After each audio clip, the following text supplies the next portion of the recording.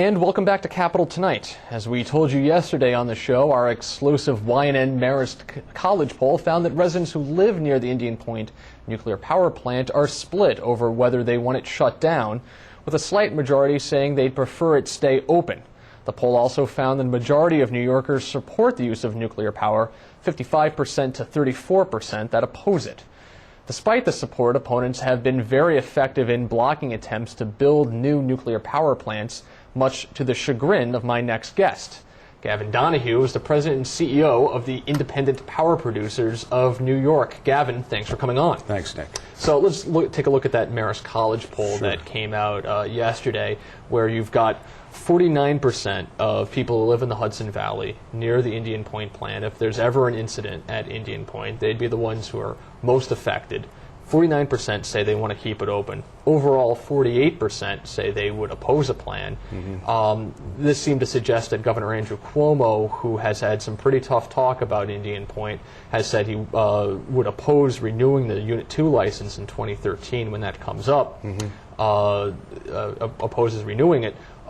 Sounds like he's got a tougher sell moving forward on this. What did this poll say to you? What it told me was that the folks with Entergy that own Indian Point are doing a very nice job explaining to people what they do and the value they bring to a community. So I think the operations of the power plant, how it delivers electricity, and the amount of people it employs. This plant employs over 1,100 people in Westchester County. It pays over $75 million in property taxes alone. So those attributes, I think people start to see. If you don't have that, what is going to be the economic impact as a result of losing that facility? How much of this also was the concern about replacing the Indian Point facility? What would come in once Indian Point, when and if it has to go offline? Everyone agrees you cannot close Indian Point without replacement power. We think closing Indian Point is just a bad idea all around for a lot of reasons: environmental reasons, cost of electricity, reliability. But what comes in behind it, we don't have anything in line right now to come in behind it. So there's a lot of fear as to what could happen in rates. Mayor Bloomberg has come out and indicated that rates could go up as high as $2 billion in New York City for New York City ratepayers. He's also warned about blackouts as well. And reliability of the system. I mean, we can't have a system that can go up and down. We can't allow the stock market to close because we don't have reliable power. But $2 billion rate impact just in the city, and statewide could be as high as $10 billion if Indian Point closed. So replacing it, if that's the course of action the state decides to go in, is a huge question. And right now Governor Cuomo has made statements that I'd like to close Indian Point as long as available resources are there. Right now there are no available resources that are immediate that can address the fact that this license closes in this license is complete in 2013. Okay. But one thing that we've seen with this governor in the last 8 months or so is that not only does he have the political winds at his back, but what he wants to get done seems to get done fairly quickly. One thing that he wanted to get done this year was the long-sought Article 10 siting law, which passed in June amid a flurry of other legislation, making the Article 10 law seem, oh, well, they passed that, big deal. But it is a big deal. It's a huge accomplishment. And a big accomplishment for the governor. He said at a news conference about Article 10 that this could be the building block to replacing Indian Point ultimately. So the idea that if there's a political will there on the governor's part, he's got this tool with the Article 10 siting law. Doesn't that sort of begin to look at replacing Indian Point somewhere down the line? I think it's one of the equations. It's part of the factors that go into doing this. The reality is Article 10 still has to promulgate, the state still has to promulgate regulations on how that's going to work, and that's going to take another year before those regulations are on the books. And you have to deal with transmission, and you have to deal with reliability. We have reliability rules that a certain amount of power has to be dedicated to New York City or load pockets. So to build these power plants and provide the replacement power and also upgrade the transmission system, a lot of those things go into it. And Article 10 is one facet of that problem. Okay, we should also say what Article 10 is exactly. Essentially, it will pave the way for the possibility of building new power plants in New York. It kind of streamlines the whole zoning process and the whole siting process. To a 12-month process versus something that can linger on for years. Right. And I think another problem, though, is the actual siting of a new power facility in New York. Where would you put it? What community would want to host a plant? I mean, is there a possibility for somewhere in the upstate region which could use the jobs for building even a nuclear power plant?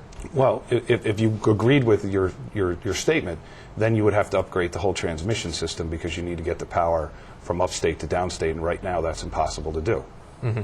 But I think the issue at hand, though, is you've got Indian Point, which is one of the oldest, I think it's the oldest nuclear power plant in the country, one of the first that was built after World War II.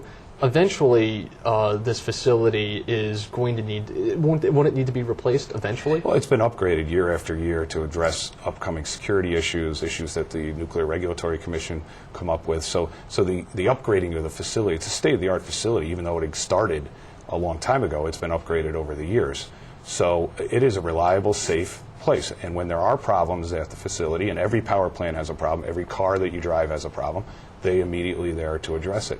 We believe that the reliability of the system will be very much jeopardized if Indian Point is taken offline. Okay, but I think also, I mean, aside from the environmental factors that a lot of the folks who oppose Indian Point point to, they also look at the fact that this is a nuclear power plant that is located in one of the most populated parts of not only the country but also the world. And most nuclear plants that have been built since Indian Point have been built in these rural, remote locations where there is not a lot of population. How come that's not a concern right now for IPNY? It is a concern. I mean, I understand. Is that a concern? Yeah, it is a concern, and I understand what people are saying, but they have to have reasonable expectations as to what can occur. We don't have right now adequate replacement to close Indian Point.